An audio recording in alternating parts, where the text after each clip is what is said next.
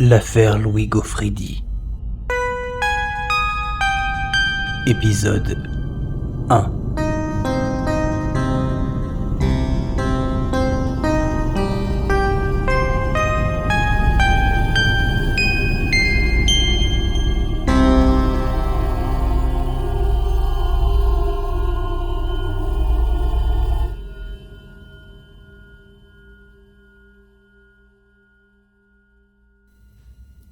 Monsieur Demange. Monsieur Demange, réveillez-vous.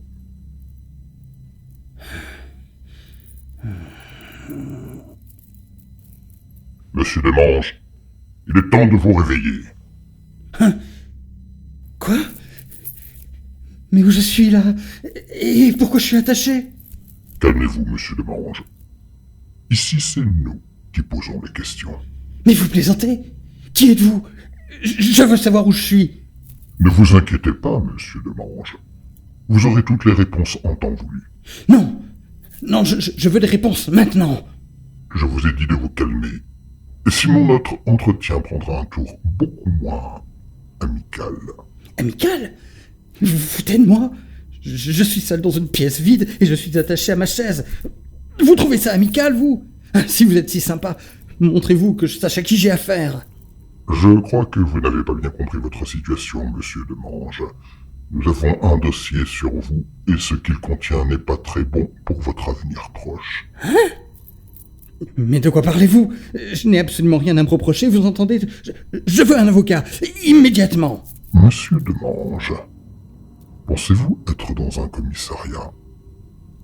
Pensez-vous que quelqu'un va venir vous aider? Pensez-vous Mais qu'est-ce que vous me voulez, nom de Dieu? Pas de blasphème en ce lieu, monsieur Demange.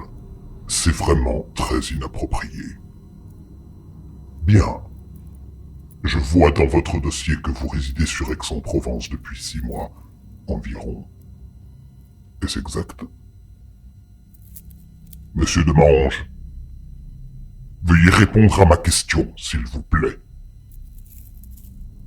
Non. Pardon? Non, je ne répondrai pas à vos questions. Si vous n'êtes pas la police et que je ne suis pas dans un commissariat, je n'ai pas à vous répondre. Bien sûr, monsieur Demange. Si vous le prenez comme ça. Aïe! Mais c'est pas vrai! Vous êtes un grand malade! Oui, je conviens que cela ne doit pas être très agréable, monsieur Demange. Mais vous ne m'avez pas laissé le choix. Je réitère ma question. Vous habitez bien Aix-en-Provence depuis 6 mois environ? Oui. Vous avez 36 ans. Vous n'êtes pas marié et vous travaillez pour une société de collecte de données. Est-ce exact? Oui. Il y a 3 mois, vous avez emprunté à la bibliothèque Méjeanne un livre de Jean Loredan, Un grand procès de sorcellerie au XVIIe siècle. Je me trompe? Non. Vous avez raison et j'avoue que je ne l'ai toujours pas rendu. Vous êtes qui? Le bibliothécaire fou? Quand on vous rend pas un bouquin dans les temps, on se fait enlever, séquestrer et torturer? Bon, ça suffit maintenant. Détachez-moi et je vous rends votre livre demain à la première heure. Pourquoi avoir choisi ce livre en particulier? Pardon? Pourquoi ce livre? Et pourquoi l'avoir gardé si longtemps? Mais ça ne vous regarde pas. Je vous demande ce que vous lisez pour vous détendre, vous. Aïe! Pourquoi ce livre, monsieur Demange? Parce que le sujet m'intéresse. Bon, arrêtez les décharges, ça fait vraiment mal. Vous cherchez quoi, au juste?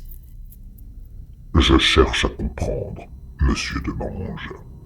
Mais comprendre quoi? J'aime bien les histoires qui font peur. J'avais lu le chapitre dans un autre bouquin, le guide de la Provence mystérieuse, ou un truc dans ce genre, là, qui traite de l'affaire Gaufridi. Une histoire de possession sur Aix-en-Provence, là où j'habite. Et j'ai voulu en savoir plus, c'est tout. Je ne vois vraiment pas ce qu'il y a de mal. Vous savez qu'il n'est pas toujours bon de remuer le passé, monsieur Demange. L'histoire est ainsi faite et nous ne devons pas revenir dessus. Mais qu'est-ce que vous racontez? J'ai simplement emprunté un livre dans une bibliothèque. Il est libre d'accès et tout le monde peut le consulter sans problème.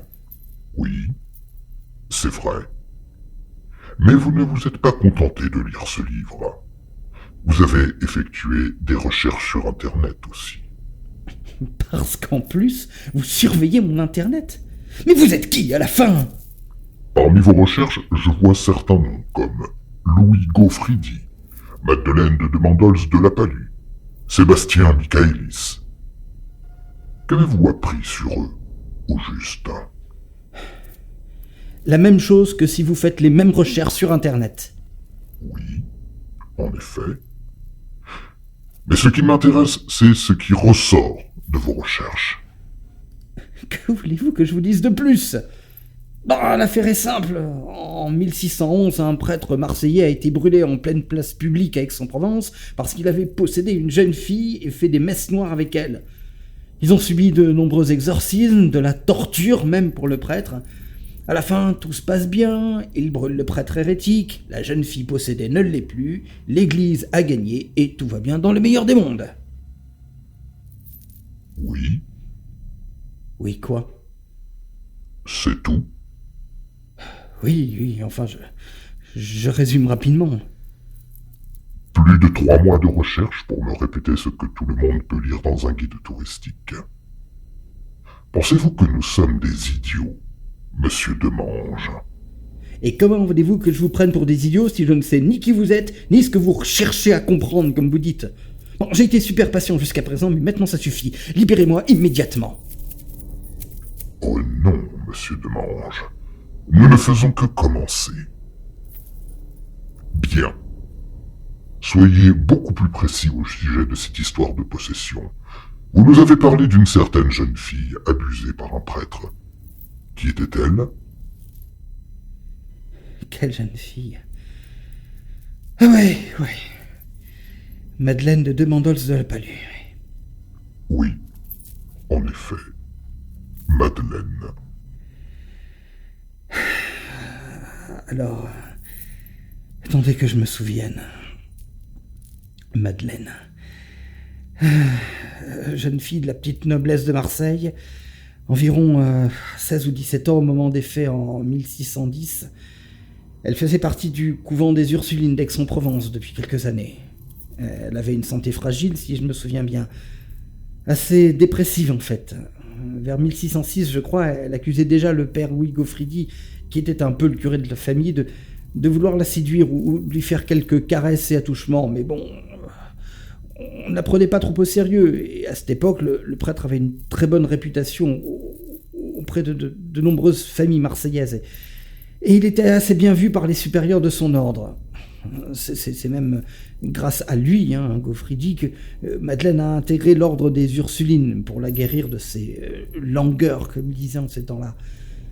Bref, le révérend père Romillon, qui dirigeait l'ordre des Ursulines, commençait à pratiquer de nombreux exorcismes pour tenter de la calmer. Mais ça n'avait pas toujours l'air de fonctionner. D'autant plus qu'elle n'était pas seule dans son cas. 3 ou 4 jeunes Ursulines montraient des signes de possession. Moins forts que Madeleine, mais inquiétants aussi. L'une d'entre elles, Louise Capot, aurait même une grande importance pour la suite des faits. Louise Capot. Intéressant. Continuez, je vous prie. Oui. Bon, après de nombreux exorcismes sans effet, le révérend père Romillon décide de faire appel à l'un des plus grands inquisiteurs de la région, le père Sébastien Michaelis. Le type n'était pas à son premier coup d'essai. Un peu de temps avant, en Avignon, il avait brûlé pas moins de 18 sorcières. Autant dire que c'était une star pour l'époque. Alors, le cas l'intéressait, et en plus, il pouvait se servir de cette affaire pour relancer sa réforme au sein de son ordre. Il était dominicain, si je me souviens bien. On venait de finir une suite de guerres de religion en France, et pour Michaelis, il fallait revenir au dogme de départ et réinstaller le catholicisme comme religion principale en France.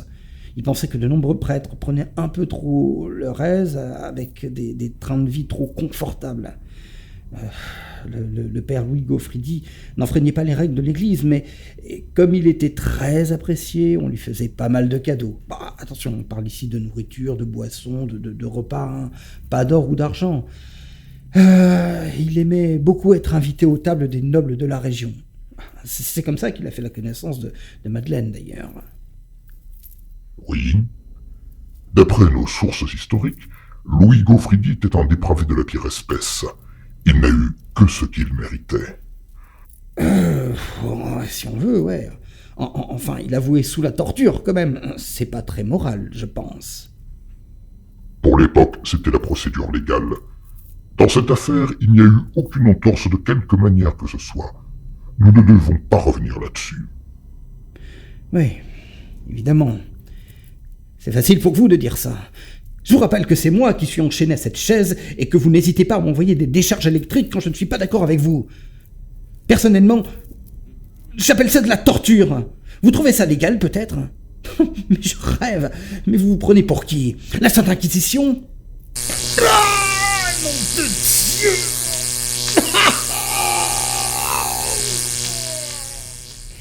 Modérez vos paroles, mécréants. Il est totalement interdit de blasphémer en ce lieu. Répondez simplement à nos questions et nous vous laisserons partir. Vous êtes sérieux, là? Vous me séquestrez, vous me torturez, et après vous allez me laisser partir? Comme ça? Mais oui, absolument. Nous allons prendre toutes nos dispositions pour que vous ne vous souveniez de rien. Quand nous aurons eu toutes nos réponses, vous pourrez reprendre une vie tout à fait normale. Par contre, nous ferons en sorte pour que vous ne puissiez plus jamais vous intéresser ni de près ni de loin à ces affaires de possession et de sorcellerie. Ah ouais? Et vous allez faire comment? Vous allez me laver le cerveau, peut-être? Oui, absolument. Nous vous l'avons déjà dit. Nous sommes prêts à tout pour que l'histoire ne puisse pas être remise en question par des êtres sans scrupules qui se disent historiens. Nous ne pouvons pas laisser la vérité être bafouée par des hérétiques pour assouvir leurs desseins personnels. Quoi? Des hérétiques? Mais vous délirez complètement. Et nous sommes au XXIe siècle, mon pote. En plus, je prétends pas être historien. Je fais des recherches pour mon propre intérêt. J'ai le droit, quand même. Non, monsieur Demange. Sachez que vos recherches vont mettre en péril les fondements même de l'Église actuelle.